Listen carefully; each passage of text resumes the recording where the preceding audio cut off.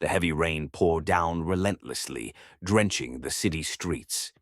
David Mercer, a self-made millionaire, sat comfortably in the back of his luxury car, waiting impatiently for the traffic to clear. His phone buzzed.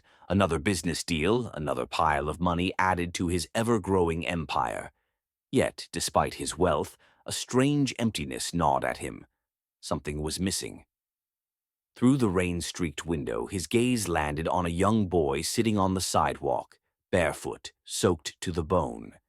The boy held a small basket of apples, desperately trying to sell them to uninterested passers-by. Something about the boy's determined eyes struck David.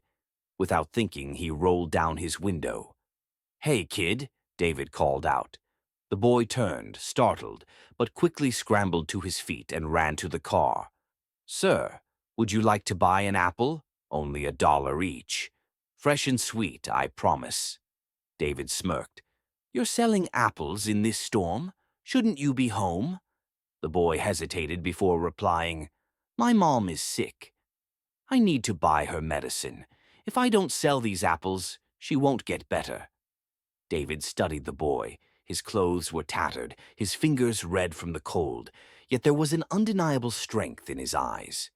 For some reason, David felt compelled to test him. He pulled out a crisp $100 bill. "I'll buy 1 apple. Keep the change." The boy shook his head. "No, sir. An apple costs $1. I can't take more than what it's worth." David was taken aback. "Kid, this is $100.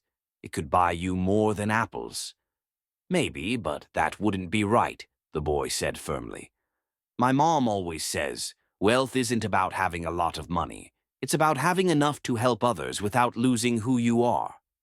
David felt a strange lump form in his throat. He handed the boy $5, took an apple, and said, "Keep the change." The boy hesitated but eventually nodded, bowing politely before running back to his spot. That night, David couldn't shake the boy's words.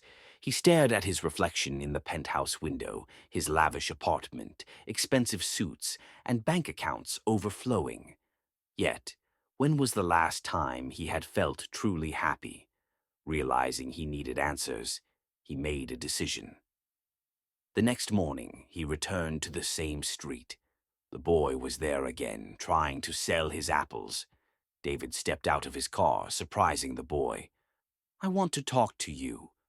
The boy, cautious, nodded. "Okay, but I have to sell these apples first." "I'll help you sell them," David offered. The boy laughed. "You? In that suit?" David grinned. "Why not?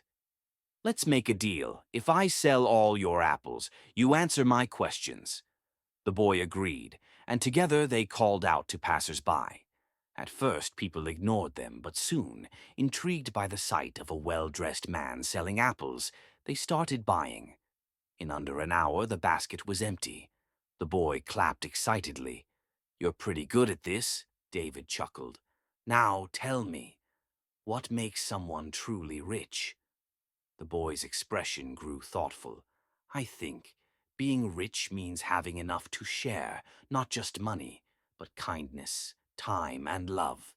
If you have all the money in the world but no one to share it with, are you really rich?" David was silent. The boy's words hit him harder than any business lesson ever had.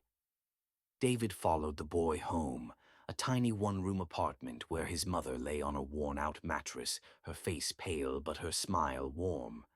"Thank you for looking after my son," she said weakly. David knelt beside her. "It's your son who's looking after the world." In the days that followed, David couldn't ignore the impact the boy had on him. He arranged for the mother's medical treatment, ensured they had a better place to live, and, inspired by the boy's integrity, started a foundation to help struggling families. Years later, the boy, now a young man, stood beside David at a grand opening of a community center for underprivileged children. Reporters asked David about his greatest investment. He smiled, placing a hand on the young man's shoulder. "This boy once taught me that true wealth isn't measured in dollars. It's measured in the lives you touch. And thanks to him, I've never felt richer. The young man grinned. I just sold you an apple. You turned it into a legacy. David laughed. Best deal I ever made. And for the first time in years, David knew he had found what he had been missing: purpose.